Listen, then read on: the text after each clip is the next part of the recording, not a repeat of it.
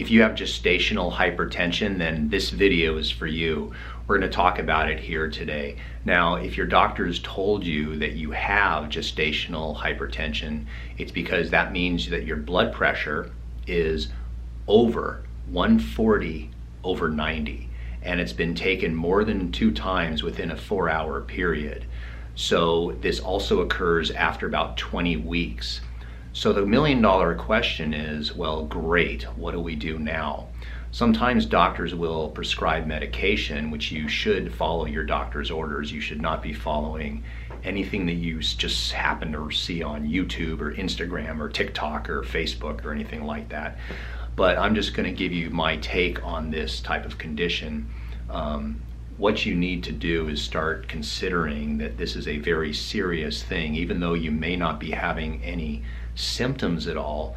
Currently, at the time, it's very important that you control your blood pressure. So there's a number of things that you can naturally do, and of course the disclaimer is talk to your doctor about these things. The first one is learning not to worry and learning to relax, because our blood pressure is not a static number. It constantly rises and goes down. When you lie down, for example, your blood pressure will go down. When you stand up, your blood pressure will go up.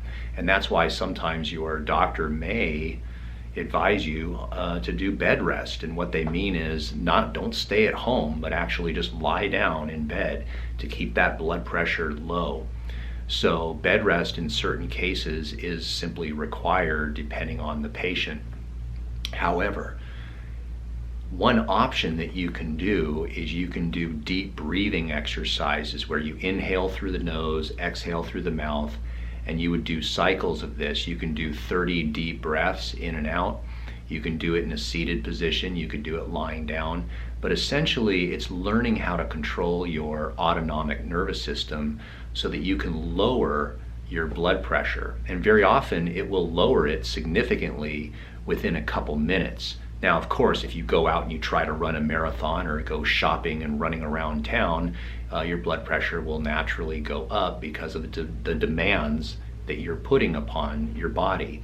So learning to relax, learning to stay calm. Very often deep breathing works tremendously well. Now, just like brushing your teeth, it has to be repeated. So if you repeatedly brush your teeth over and over, your teeth will stay healthy. And if you do this deep breathing exercise, you will also notice tremendous benefits, because you're going to take times when your blood pressure would be high and lowering it. The second thing that you can do is you can start eating better. Many times when people are pregnant, it's almost like, oh boy, I get to eat anything I want because the weight gain won't matter, because I'll lose it when the baby's out. That's only thought of for first-time pregnancies. Most people that have been pregnant more than once know that the weight just doesn't come off that easily. It's not that simple. So don't rely on just gaining as much weight as you possibly can or want to, and then hoping that it'll just come off when the baby's out. It's not that simple. So what I would recommend to most patients is to try to eat at least 80% of your diet as vegetables.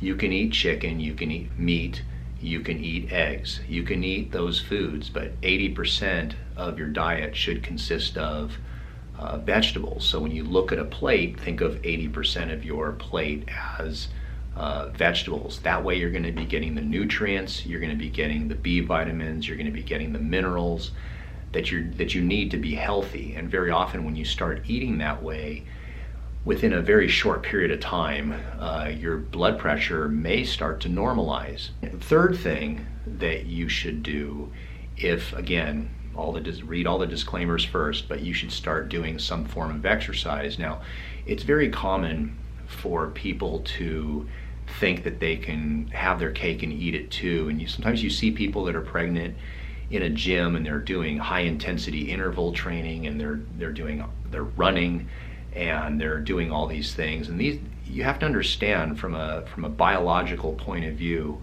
when you're pregnant, you are supposed to be somewhat resting. And it's actually, if you study any of the biological sciences and other mammals, tigers and bears don't get pregnant and then still run around town shopping and have high stress jobs and go to the gym and weightlift, because bears don't do that. So they tend to, the mama bear, when they're pregnant, wants to protect the unborn cubs, and so will stay away from danger and will not do excessive things that put their body in danger. They will often rest. But humans, we try to intellectualize things, and it just doesn't work. So my advice, even though it's counterintuitive to what you may read on other sites, is to not be so aggressive with the exercise, but to do get some exercise, such as walking, swimming. These are very gentle exercises, not a lot of jarring involved.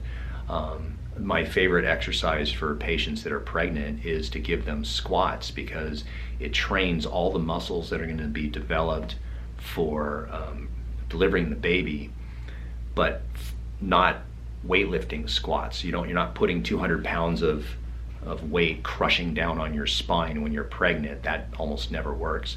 I'm talking about body weight squats. So if you can knock out 40 to 50 body weight squats, you're in tremendous shape. And it's a good exercise when you're pregnant, and it's actually okay if you have some type of hypertension, because it actually will raise your hypertension a little bit, but then afterwards there's a period where your blood pressure will go down, especially the systolic.